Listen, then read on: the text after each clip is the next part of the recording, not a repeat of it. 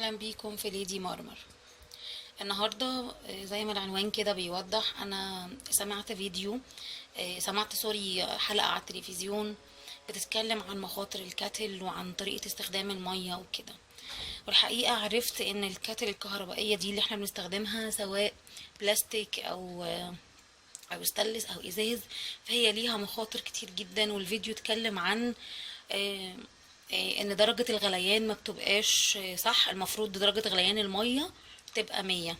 الكاتل مش بيوصل درجة الحرارة لكده، وبيقول والدكتورة اللي فيه بتقول انها خطر جدا، وبتقول انه بتسبب امراض خطيرة.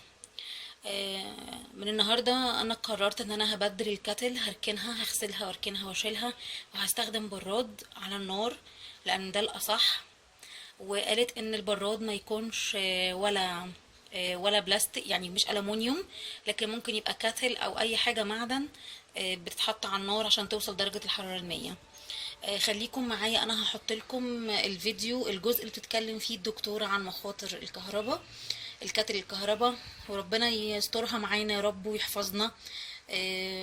فكروا في على ذكر الميه بقى، لان في ناس بسمعها دلوقتي تقول لي ايه، طب هي الميه من الحنفيه نظيفه، طب نجيب ميه معدنيه. طريقه تعقيم الميه، ماشي، نعقم الميه. حلوه دي. حلوه دي طريقه تعقيم الميه. اول حاجه لازم نعرفها ان البراد ابو كهرباء اللي هو اسمه الكاتل ده خطر جدا.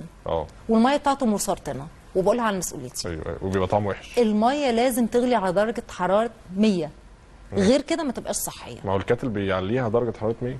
ما لا، الكاتل الكهرباء لا، بيخلي ريحتها كده فيها حاجه، عشان الكاتل الكهرباء ما بيوصلش لدرجه حراره 100 بالظبط كده. لان الكاتل الكهرباء ما بيوصلش للدرجه دي. الميه على النار هي اللي بتوصل درجه حراره 100. فنعمل ايه؟ يا اما نجيب كنكه يا براد يا اي حاجه نغلي فيها الميه.